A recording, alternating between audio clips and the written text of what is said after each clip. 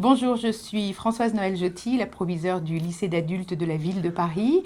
Bienvenue donc dans cet établissement. Le lycée d'adultes de la ville de Paris, c'est un établissement qui est porté depuis plus de 40 ans maintenant par la ville. Ce lycée d'adultes, il est soutenu et financé entièrement par la ville. Et dans cet établissement, il y a en quelque sorte deux écoles. Il y a d'abord en journée des cours de français langue étrangère, des cours de langue vivante, des cours d'informatique, et puis en soirée, un lycée qui donne la possibilité aux adultes de reprendre leurs études et de passer le baccalauréat. Habituellement, nous faisons plusieurs réunions d'information et nous vous invitons à venir sur place. C'est l'occasion d'un premier échange, d'un premier contact avec vous. Cette année, les conditions très particulières de la crise sanitaire nous amènent donc à faire cette vidéo qui, je l'espère, vous permettra de bien comprendre de quoi il s'agit. Je vais d'abord vous parler des similitudes qui existent entre ce lycée et les lycées de l'éducation nationale. Ensuite, nous parlerons des spécificités de ce lycée qui n'est quand même pas tout à fait comme les autres. Je vous parlerai naturellement des conditions d'inscription, de la procédure qui a lieu en plusieurs étapes pour réaliser cette inscription. Je vous parlerai également des emplois du temps qui sont particuliers puisque tout a lieu en soirée le samedi matin.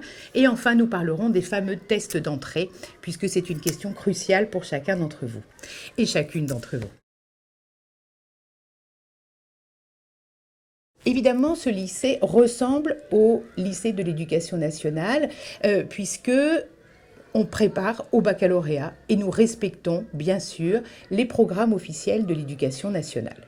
Donc de ce fait, beaucoup de nos professeurs d'abord viennent de l'éducation nationale, ils enseignent dans un lycée de jour, si l'on peut dire, et ils viennent en plus le soir ici pour s'adresser à un public adulte.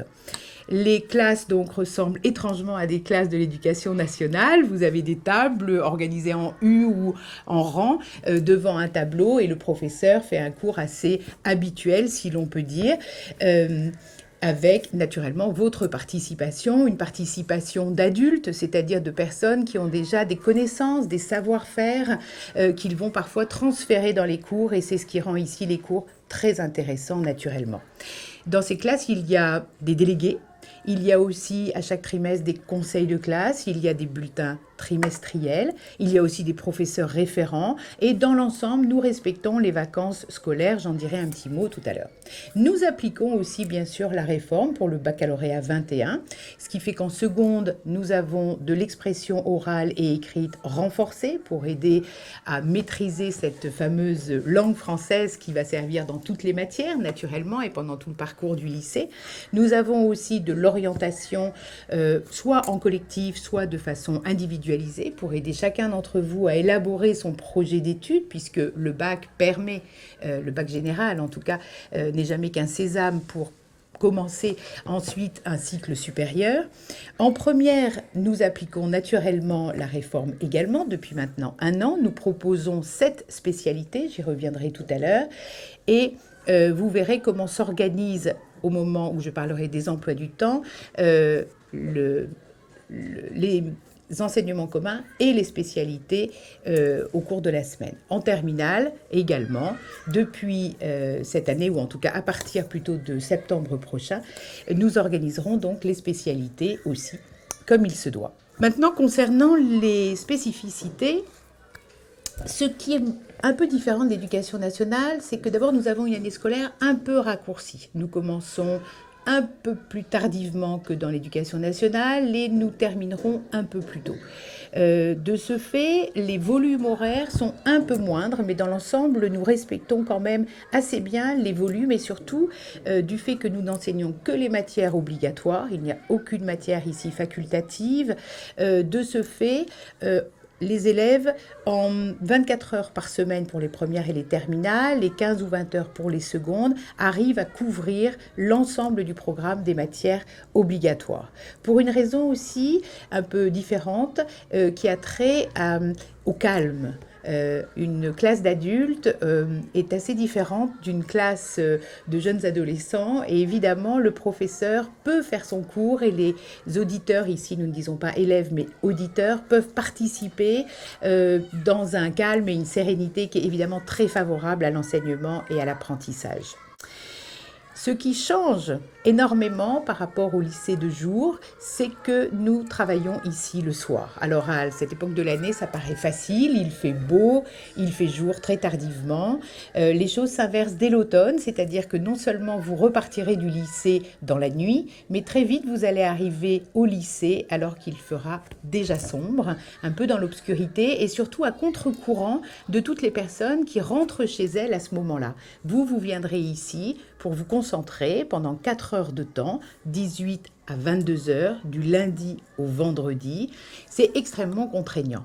Alors on peut s'imaginer que ces 4 heures prise sur sa soirée, c'est plus que ça. D'abord, vous avez un temps de trajet, naturellement, pour venir, puis pour rentrer chez vous.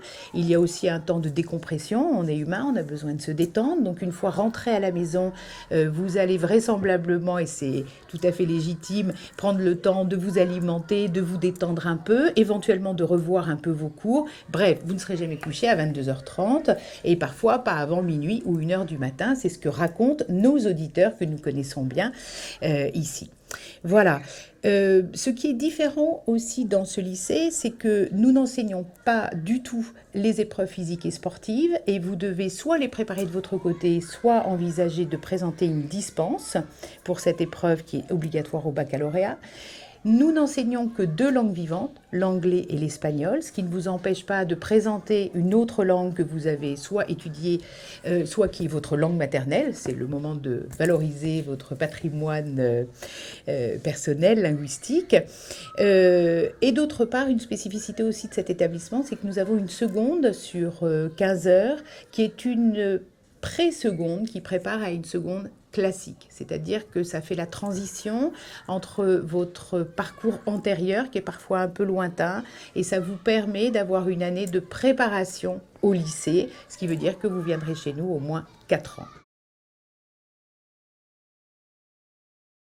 Les spécialités qui sont enseignées au lycée d'adultes sont au nombre de 7. Nous avons d'abord histoire, géo et sciences politiques, humanité, littérature, philo, langue, civilisation en anglais, sciences et vie de la Terre, mathématiques, physique, chimie et sciences économiques et sociales.